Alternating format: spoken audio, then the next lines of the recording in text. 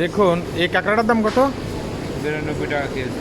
92 টাকা, মানে 92 ringgit KG. 92 ringgit 88 পয়সা, কেন সরি 80 পয়সা কেজি। তাহলে বাংলাদেশি টাকা কত পড়তেছে? ক্যালকুলেটর মান বাংলাদেশি টাকা কত পড়তেছে দেখ। অবশ্য জিন্দা মাছের একটু কাঁকড়ার একটু দাম বেশি।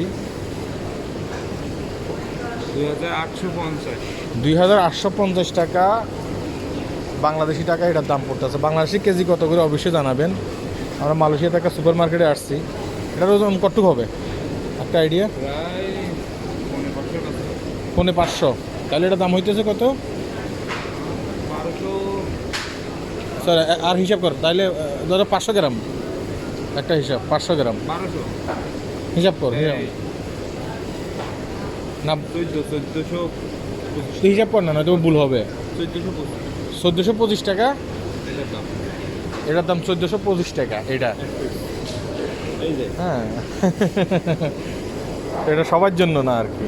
হ্যাঁ এটা আর কি। যাই হোক, আমরা একটা মার্কেটে আসছি, এখানে জিন্দা মাছও পাবেন আপনারা। তো জিন্দা মাছ কিনতে হলে একটু রেটটা অবশ্যই বেশি নিবে। এখানে জিন্দা রেখে দিছে। এটা কি মাছ?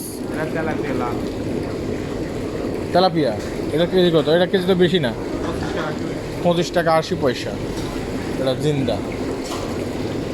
ওটা কত? ওইটা 18 টাকা। এটা একটা ছোটো সাইজ। এটা কত? 18 রেঞ্জে গেছে।